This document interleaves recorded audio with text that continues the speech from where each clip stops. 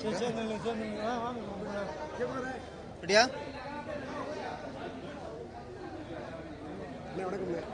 வாங்க ரெடியா? அனைவருக்கும் வணக்கம். இன்று இயக்குனர் பாலாவோட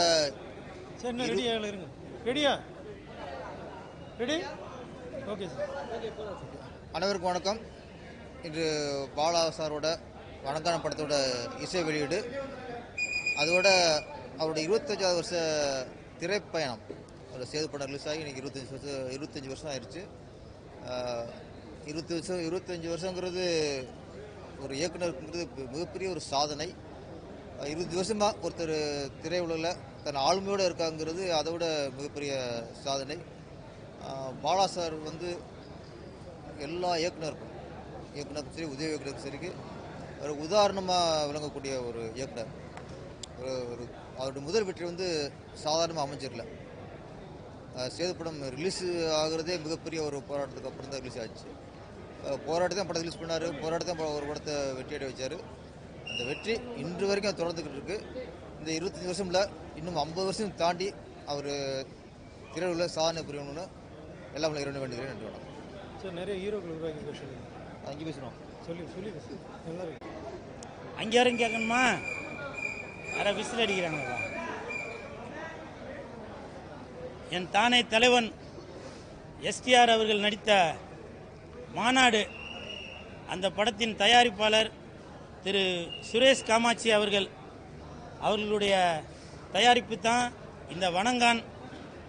மாநாடு படம் வந்து சிம்பு அவர்களுக்கு மட்டுமல்ல, என் தலைவன் எஸ்டிஆர் அவர்களுக்கு மட்டுமல்ல, எனக்கும் ஒரு திருப்பு முனையாக தான் அமைஞ்சுது. மக்கள் எல்லாரும் திருப்பி பார்க்குற மாதிரி ஒரு மாநாடாக அமைஞ்சுது.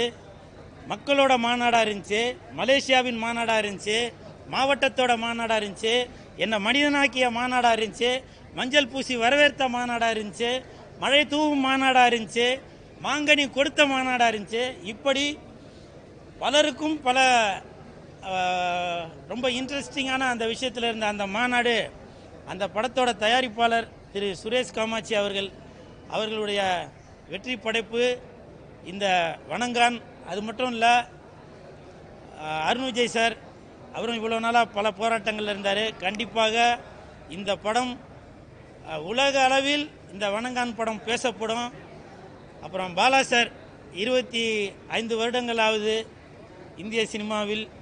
உண்மையிலேயே இந்த 25க்கு பிறகு 50வது வருடம் கொண்டாடும் போது உலகமே இங்கிலீஷ் படத்தில் உள்ள அந்த வெள்ளக்காரன் முதற்கொண்டு பாராட்டும் அளவிற்கு 50வது வருடம் பாலா சார் கொண்டாடுவாங்க. தட்டு. நன்றி நன்றி நன்றி.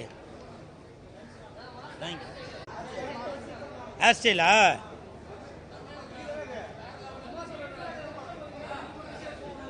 என்னவா நல்லா இருக்கா? ஏப்பா நெக்லஸ்ஸு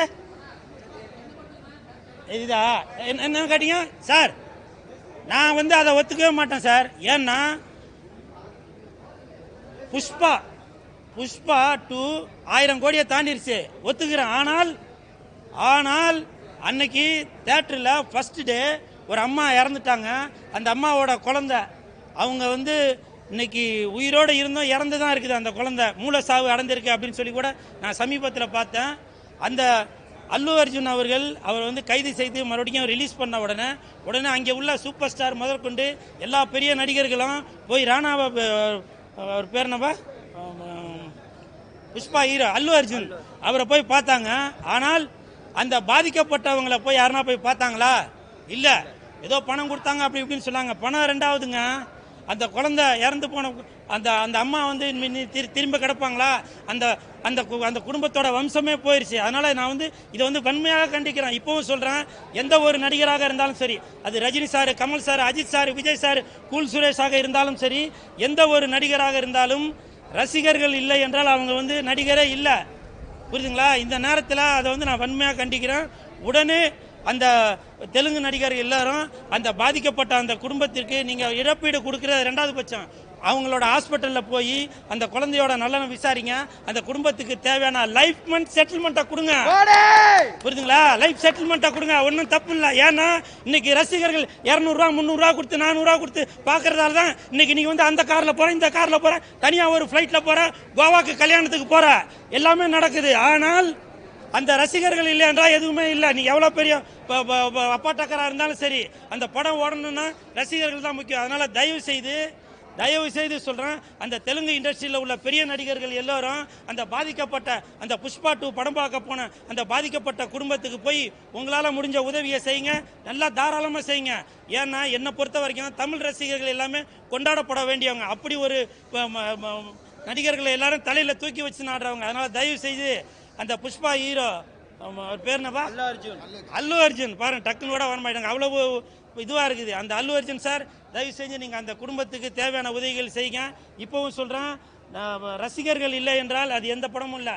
1000 கோடி இல்லைங்க, 2000 கோடி கூட அது வந்து வசூல் சாதனை வசூல் சாதனை பழகிட்டோம். ஆனால் அந்த குடும்பத்திற்கு தேவையான இழப்பீடை கொடுங்க. சரிங்களா? தேங்க்யூ. என்ன சார், நீங்கள் பிக் பாஸை பற்றி கேட்காதீங்க சார்.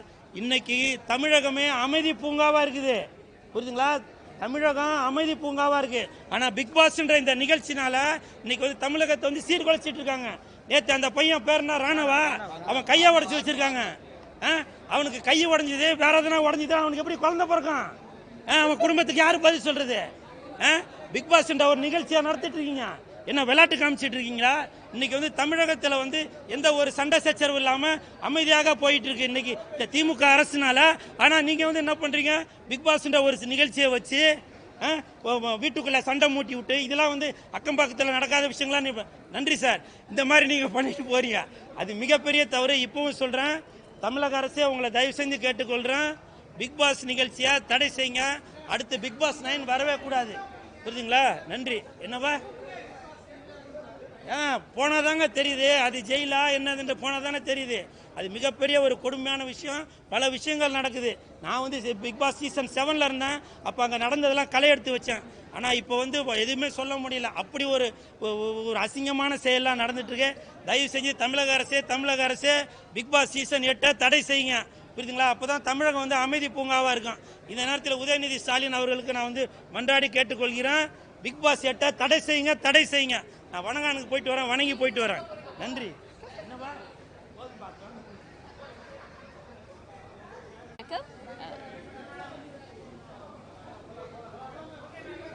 எல்லாருக்கும் வணக்கம்.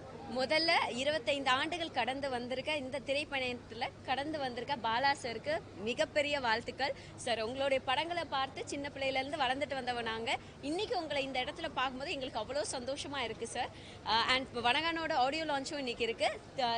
திரைப்பட குழுவினர் எல்லாருக்கும் என்னுடைய மனமார்ந்த வாழ்த்துக்கள். படம் வெற்றியடைய வாழ்த்துக்கள். மீடியா பீப்புளான உங்களுடைய சப்போர்ட்ஸ் அவங்களுக்கு ரொம்ப தேவை. ஸோ எப்போவும் அவங்களுக்கு சப்போர்ட் பண்ணுங்கள். நன்றிங்க.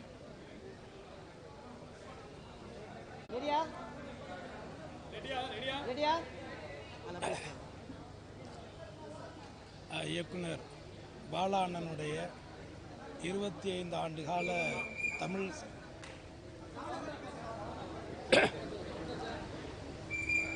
தமிழ் சினிமாவில் 25வது ஆண்டில் காலடி எடுத்து வைக்கக்கூடிய எனது அண்ணன் இயக்குனர் பாலா அவர்கள், இன்றைக்கு நான் உங்கள் முன்னாடி நடிகனாக நிற்கிறேன் என்று சொன்னால் இதற்கான அடையாளத்தை கொடுத்த எனது குருநாதர், அவருடைய 20 ஆண்டு கால தமிழ் சினிமாவில் அவர் ஆற்றிய பணிகளை பெருமைப்படுத்தும் விதத்திலும் அவர் இயக்கிய பனங்கான் படத்தினுடைய இசை வெளியீட்டு விழாவும் இன்றைக்கு வெகு விமர்சையாக திரையுலகத்தை சார்ந்த அனைத்து பேர்களும் கலந்து கொள்ளக்கூடிய ஒரு நல்ல விழாவாக இன்றைக்கு நடக்க இருக்கிறது. இந்த விழாவிலே அவர்களில் ஒருவராக தமிழ் சினிமாவில் நடிகன் என்ற அடையாளத்தோடு இந்த விழாவிலே நான் கலந்து கொள்வதற்கான ஒரு அங்கீகாரத்தை கொடுத்த பாலா அண்ணனுடைய புகழும் அவருடைய பணியும் சிறக்க என்னுடைய மனப்பூர்வமான வாழ்த்துக்களை என் சார்பாகவும் என் குடும்பத்தின் சார்பாகவும் அருமை தம்பி சுரேஷ் காமாட்சிக்கும் என்னுடைய வாழ்த்துக்களை தெரிவிச்சுக்கிறேன். நன்றி. இன்னும் கொஞ்ச நேரத்தில் வணங்கானுடைய ஆடியோ ரிலீஸும் இயக்குனர் பாலா அவர்களுடைய 25வது ஆண்டு விழாவும் இங்கே கொண்டாட இருக்கிறோம். தமிழக மக்களுக்கு ஒரு நல்ல படைப்பை பாலா அவர்கள் வணங்கான் மூலமாக தமிழகத்துக்கு ஒரு நல்ல கதையை அமைப்பு கொண்ட ஒரு நல்ல படம் தருவார் என்ற நம்பிக்கை இருக்கிறது. அனைவரும் தொலைக்காட்சி நண்பர்களும் பத்திரிகை நண்பர்களும் மக்களும் இதற்கு ஆதரவு தர வேண்டும் வேண்டிக் கொள்கிறேன். வணக்கம், நன்றி.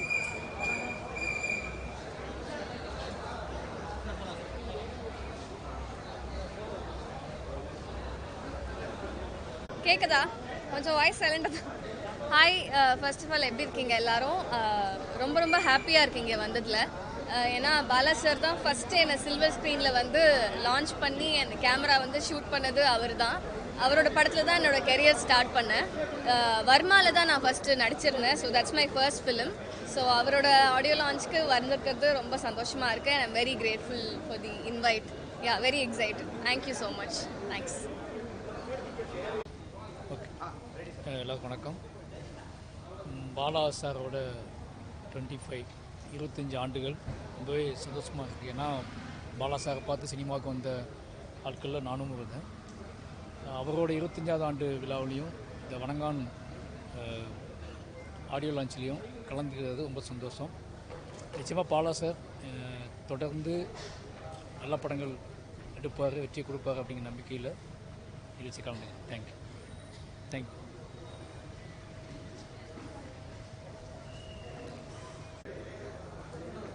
இயக்குனர் கேக்குதா? இயக்குனர் பாலா அவர்கள் ஒரு உலகத்தரம் வாய்ந்த ஒரு non comparable director, having world touch,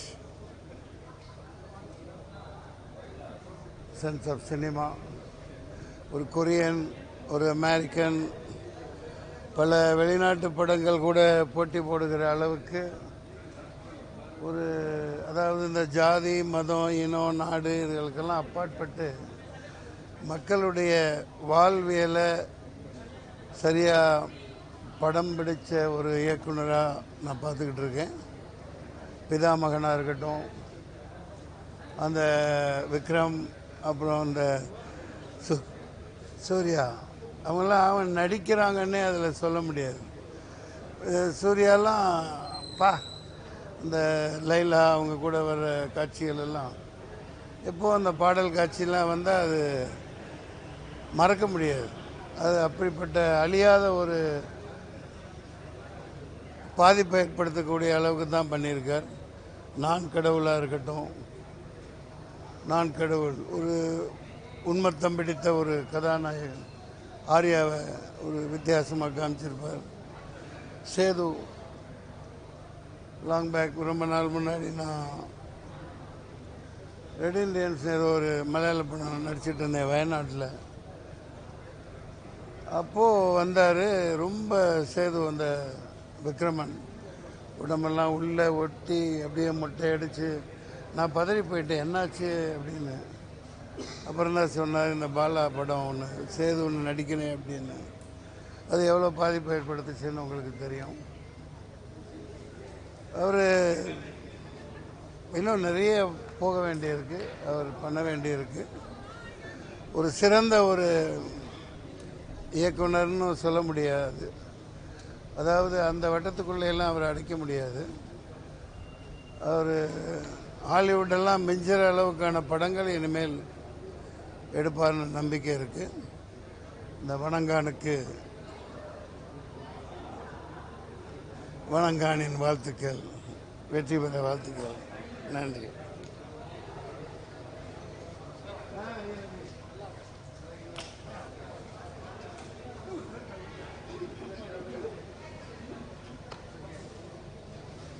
பேசலாமா?